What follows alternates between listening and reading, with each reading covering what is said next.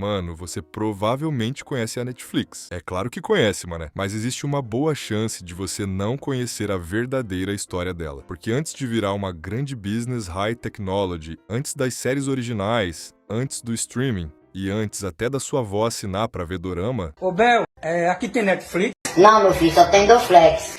A Netflix era uma empresa quase falida. Sem exagero, em alguns momentos parecia que ela não tinha a menor chance de sobreviver. Faltava dinheiro, sei como é isso.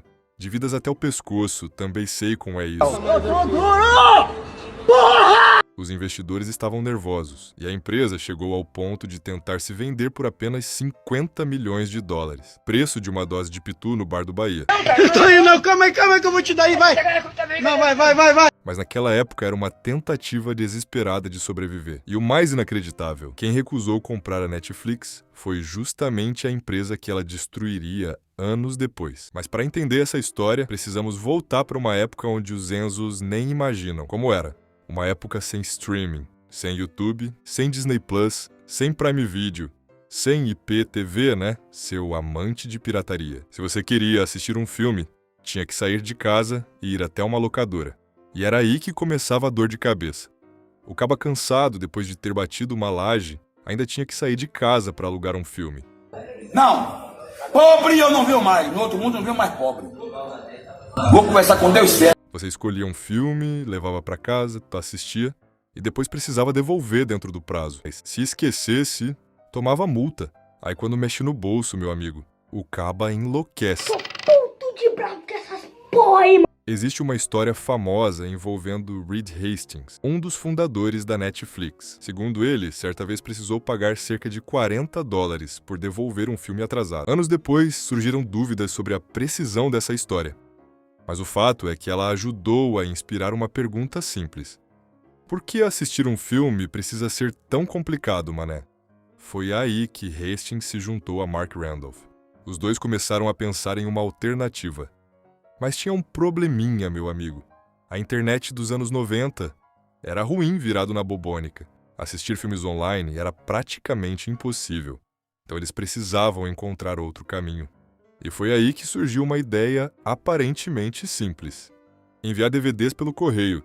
Hoje parece normal, mas em 1997 isso parecia completamente maluco. Quem iria esperar dias para receber um filme pelo correio? Quem iria confiar em um site desconhecido?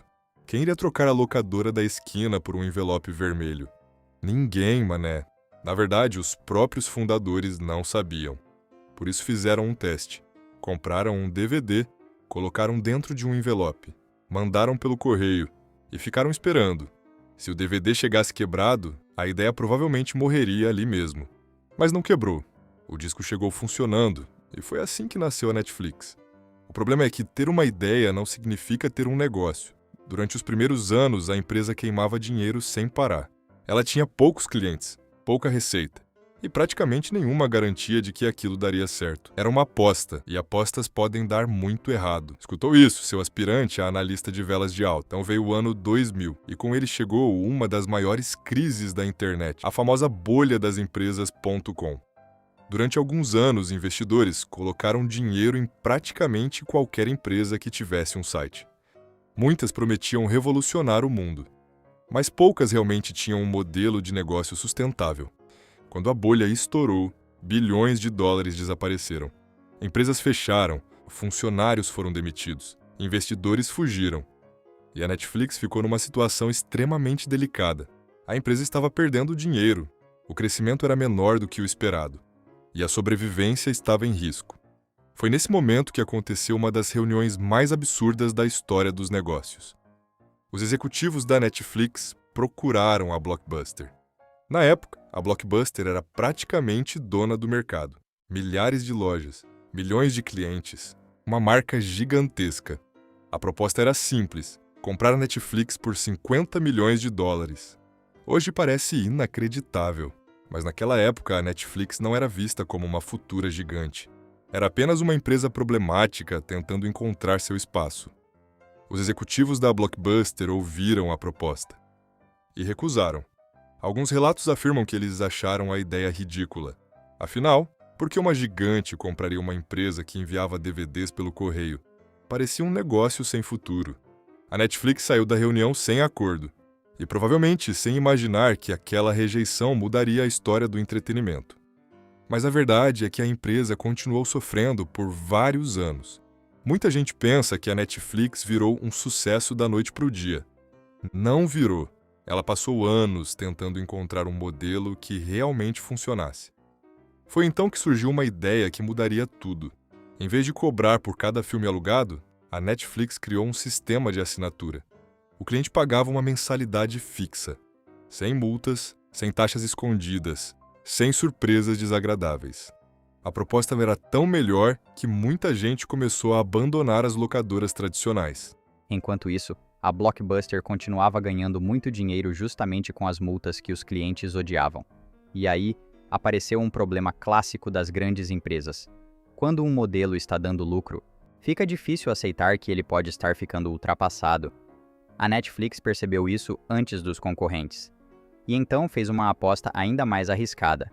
Streaming. Hoje parece óbvio, mas na época parecia loucura. A conexão era lenta, a qualidade dos vídeos era ruim, e muitas pessoas acreditavam que ninguém assistiria filmes pela internet. Mas a Netflix enxergou algo que os outros não enxergaram.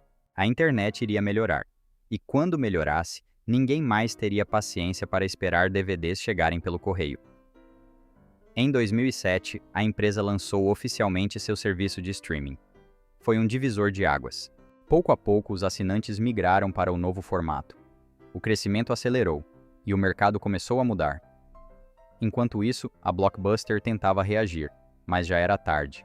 É como tentar correr atrás de um trem que já saiu da estação. Em 2010, a Blockbuster entrou em falência.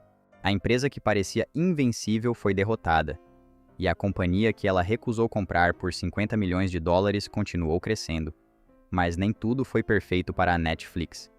A empresa também enfrentou várias polêmicas, aumentos de preços, cancelamentos de séries populares, mudanças que irritaram assinantes, e até períodos de queda no número de usuários. Mesmo assim, ela conseguiu sobreviver. E mais do que isso, conseguiu se transformar em uma das empresas mais influentes do planeta. O mais curioso dessa história é que o sucesso da Netflix não veio porque ela acertou tudo. Muito pelo contrário, ela errou várias vezes, quase faliu, foi rejeitada, foi subestimada, e passou anos lutando para provar que sua ideia fazia sentido. Talvez essa seja a maior lição dessa história. As pessoas adoram olhar para empresas gigantes e imaginar que o sucesso era inevitável, mas quase nunca é assim. Quando a Netflix surgiu, muita gente achou que a ideia era ruim. Quando apostou em DVDs pelo correio, parecia estranha. Quando apostou em streaming, parecia arriscada. E quando tentou se vender por 50 milhões de dólares, parecia desesperada. Hoje ela é uma das maiores empresas de entretenimento do mundo. E tudo porque continuou avançando enquanto a maioria dizia que aquilo nunca daria certo. E pensar que tudo começou com um simples envelope vermelho.